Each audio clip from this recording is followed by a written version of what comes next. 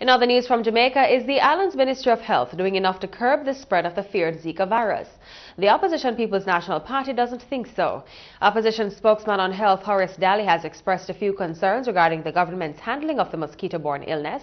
Chief among those is the reporting mechanism between private practitioners and the Ministry of Health. From all the reports that we have had, is that the Zika virus is much more widespread throughout Jamaica than is being reported to the Ministry of Health. I am not saying that the Ministry of Health is underreporting it. I'm saying that the mechanism that is in place needs to be reviewed and reviewed now so that the cases of Zika throughout Jamaica, in Western Jamaica, Eastern Jamaica, Central Jamaica, can be reported quickly. That's the first point I'm making.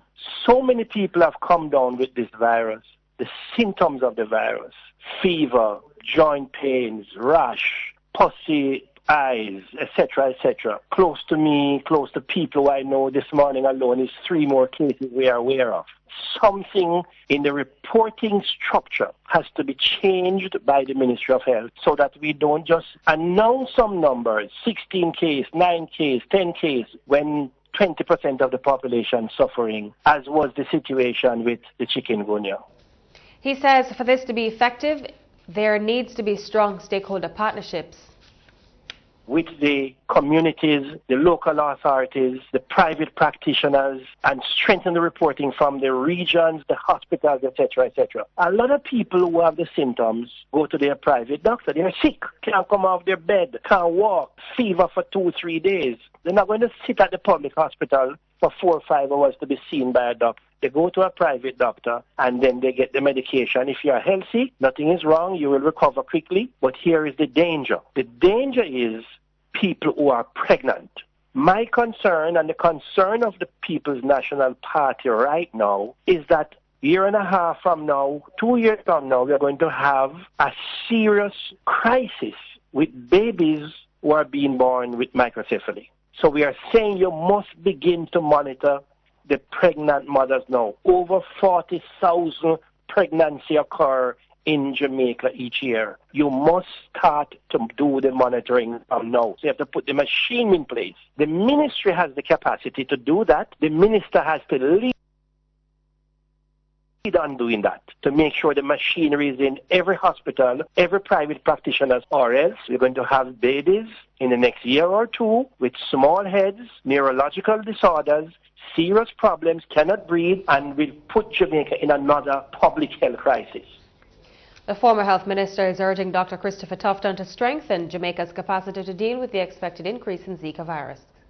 You need to strengthen the virology lab at the University of the West Indies. The virology lab was part of the program we designed when I got there, because we had to send all of these samples to Trinidad. So we spent a lot of money, about $18 million, at the university lab to strengthen it. It needs to be further strengthened technically, more people, more staff members, more funding, so that we can have the turnaround of the tests within a day, maximum 2 days.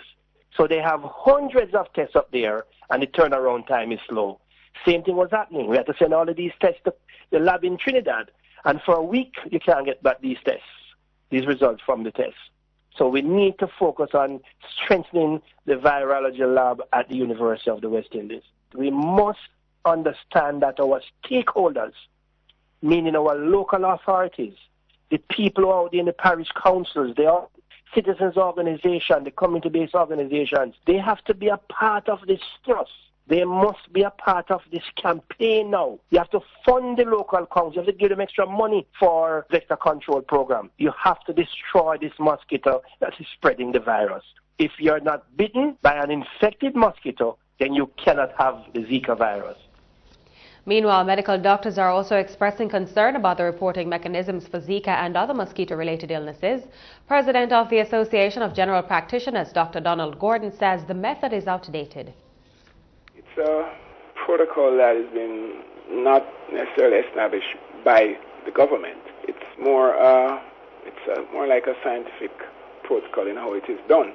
But the quarrel that we have, or the difference that we have, is that when you do it like that, it doesn't give you a true reflection of what's really happening on the ground. And that is where, it's a disconnect between what is really happening on the ground. Because what is being reported is just those that are come up positive. And, you have a number of cases that will fit the description, but they don't necessarily come up positive on testing. So that is where the problem comes. Diagnosing Zika, Dr. Gordon says, is quite a challenge, as there are few occasions where an individual with the virus presents all symptoms. Meanwhile, Dr. Gordon says he believes the government is handling the situation in the best way possible.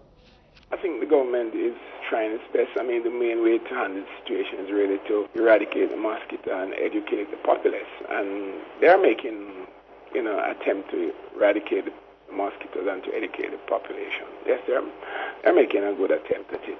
The main argument that we really have is how it is being reported. By reporting it as such, it kind of understates the extent of the problem. I think basically what they really need to do is to give a clear distinction between confirmed and suspected cases and cases that could meet the clinical description of the cases. You see, because if you go by virtue of just what is tested positive, then, as I say, it's going to understate the problem. And by understating the problem, you might not convey the full magnitude of the problem to the population that you're trying to, get to cooperate in terms of getting rid of the mosquito breeding site.